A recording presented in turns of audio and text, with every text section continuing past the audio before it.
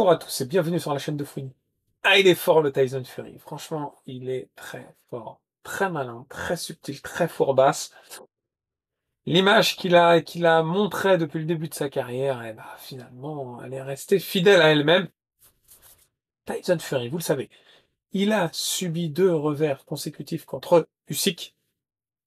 Et puis là, on savait que on attendait le fight avec Joshua. Lui-même l'a dit. Il a dit, si je sors vainqueur ou perdant du match contre Usyk, je veux ce combat contre Joshua, un combat à plus de 100 millions de dollars. Il l'a dit lui-même dans une interview en Angleterre. Il a perdu contre Usyk. Et là, on s'est dit, bah ça y est, même Joshua, ça y est, il lancé, il dit, ouais, je vais affronter Tyson Fury, 2025, l'objectif Tyson Fury, ma revanche avec Dubois, objectif Tyson Fury. Et là, Tyson Fury, en fait, c'est un grand gamin. Le mec, il aime trop être dans le feu des projecteurs, il aime trop qu'on parle de lui, les gars. Et du coup, il s'est dit, comment je peux faire un Trafalgar pour faire parler de moi, pour qu'on m'appelle, hein, que je me sente utile, que il faut qu'on me demande, s'il te plaît, vas-y, reviens, s'il te plaît, s'il te plaît, s'il te plaît, et pour faire monter les enchères. Il s'est dit, il n'y a qu'un seul secret, comme j'ai fait auparavant, quand il s'est fait choper pour contrôle positif. Il a dit, j'arrête ma carrière, elle est revenue. Affronter Wilder, faire un match nul, etc. Et ben là, il annonce sa retraite. Évidemment, gros mytho. Évidemment, gros mytho, les gars. Tyson Fury, il réfléchit pognon, dollar. Il se dit, j'annonce ma retraite. Joshua, il va être en mode, je veux t'affronter Tyson Fury. Et Diance. Donc ils vont dire, faut que tu sors de ta retraite, mon gars. Ah, il faut que tu sors de ta retraite. Il va dire, ouais, je suis tranquille. Je suis à la retraite, faut pas, vous voulez que je sorte de la retraite, aligner les billets, hein. Moi, je suis en mode repos.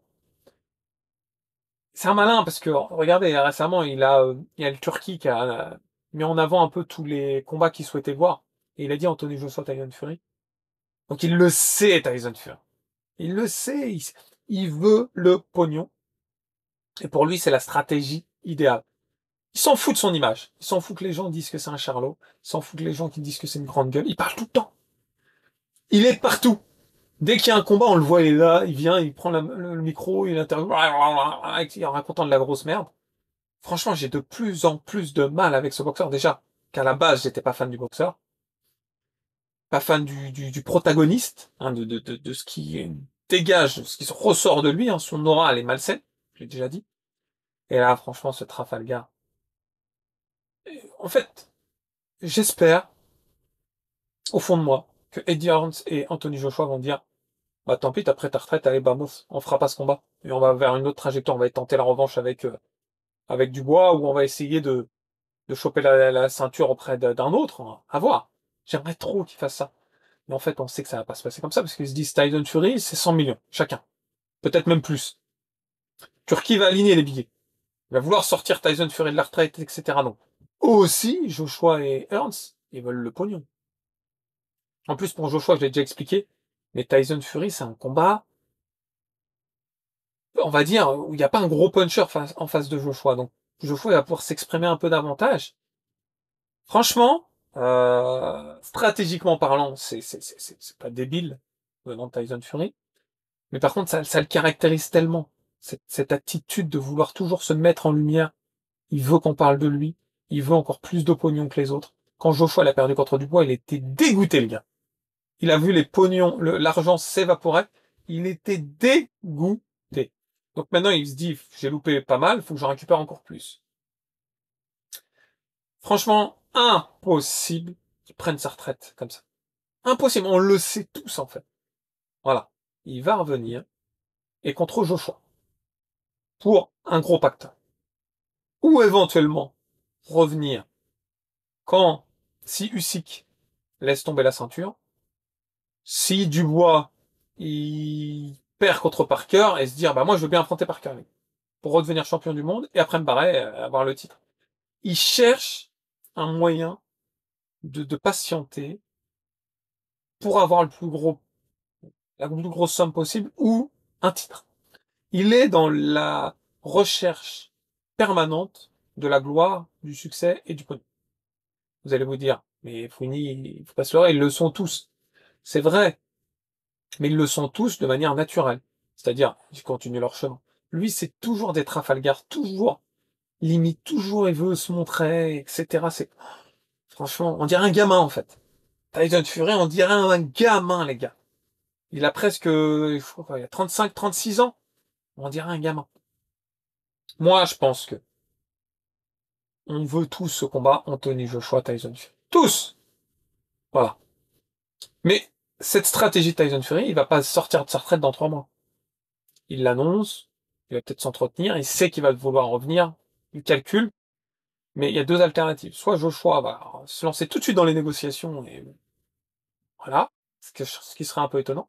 Soit Joshua il va l'affronter quelqu'un d'autre, en se disant, bon, bah, Tyson Fury, il a pris sa retraite, on va pas lui donner son pognon tout de suite, on va essayer d'aller vers quelqu'un d'autre. Dans ce cas-là, ça repousse encore le match. Et dans ce cas-là, Joshua qui là, essayer de s'affronter à il est plus légitime pour, franchement, j'aime beaucoup Anthony Joshua, mais à ce jour, il n'est plus légitime pour être prétendant au titre. Ceux qui sont légitimes, bah là, il va y avoir le combat Parker-Dubois, ça va être le vainqueur de Kabayel Zhang, et ça va être le vainqueur de Bakolé, de l'autre côté, Troin Jagba. Et après, Usyk donnera la chance à l'un ou à l'autre, et puis Dubois à l'un ou à l'autre, ou Parker à l'un et à l'autre, ou éventuellement, pire des cas, le vainqueur de Parker Dubois affronte le Usyk. Mais dans tous les cas, Joshua, il a pas sa place dans cette équation, malheureusement. Sur le papier. Mais en réalité, on sait que le pognon va faire que Joshua, il peut passer comme ça entre les mailles du filet. Joshua, il peut, si Dubois bat Parker, Joshua, il peut affronter Dubois dans la foulée, en fait. Il a un peu tous les droits d'un point de vue marketing. D'un point de vue, waouh, c'est Anthony Joshua, les gars.